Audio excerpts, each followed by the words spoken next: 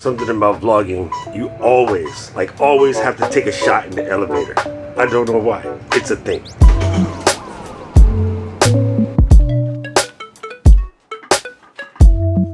You know, gang, I say this over and over, but I guess I'm going to say it again. I don't normally do vlog style content on this channel, but hey, over on my eCam side of thing, we're doing a new challenge called CETA. It stands for Create Every Day in April. And so this is my opportunity to do yet another challenge. I strongly believe as a creator, doing challenges like these 30-day challenges, 15-day challenges, 7-day challenges, all these challenges are very, very good for you because they help you hone your skills. They help you find little places in your process. There you go, Keely. Process. They help you find places in your process that you need to fix or iron out or whatever. It just gets the juices going. You know what I mean? So we're doing CETA, and I thought for that case, I would come in, do a quick little vlog type situation in order to get the thing going. Got a lot of stuff to do today. About to set up Biggie over here. Going to get it all plugged in, whatnot.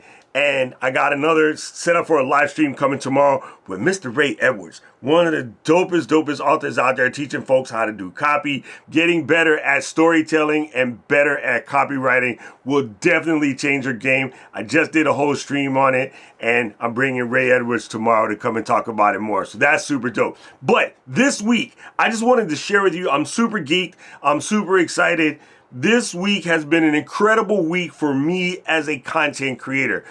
A lot of my students, they come to me and they're like, Coach, you know, I run into a situation where I feel like I'm doing all the right things, but I'm not seeing the momentum. I'm not seeing the go. And I'm like, you got to stick to it. You don't want to fall for that old parable of being 3 feet from gold. That's where you almost at your goal. You don't know it because it's hidden from you. It's not right directly, and you give up. And had you take 2 or 3 more whacks at it, you would have had your explosion. So this week for me has been a needle mover and a half as a content creator. First, I was invited by Mr. Josh Satin, a really amazing creator who has a couple different channels about his farm life and about his content creation. He asked me to be in a compilation video with a bunch of creators who I look up to, creators who I absolutely love, and I had a chance to be a part of that video to discuss why I enjoy being a YouTube creator. And that was just fantastic for me to be honored, to be selected, and to be shown with those people that I can now call my contemporaries.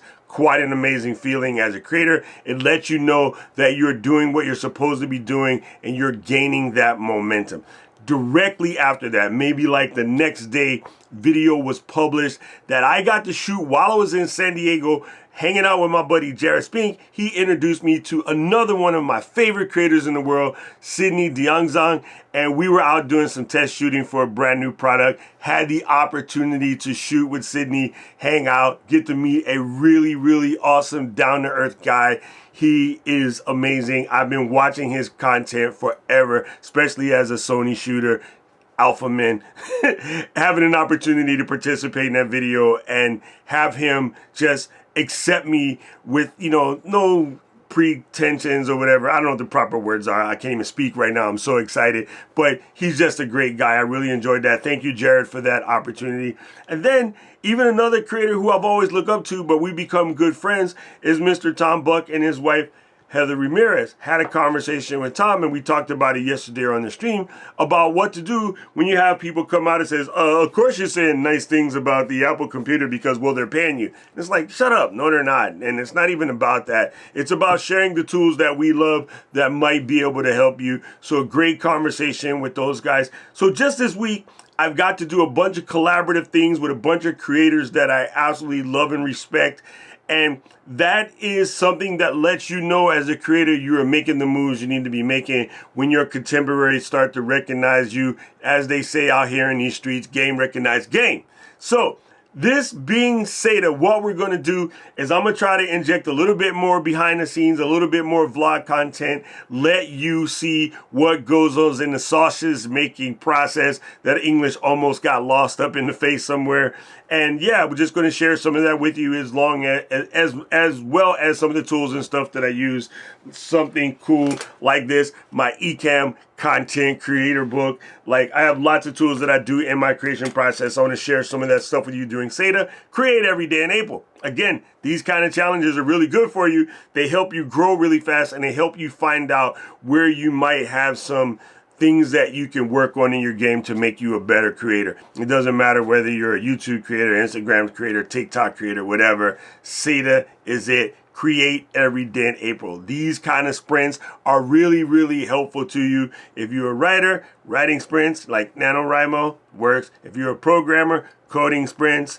Like if you're a sprinter, sprinting sprints. Like all these things are just incredible for you. So get involved in some of these challenges and let's see what you can do in order to level up your game as a creator. I know I'm all in. This week's been amazing. I'm still buzzing. Well, you know what it is? It's time to go get some more caffeine and to set up Big Mac.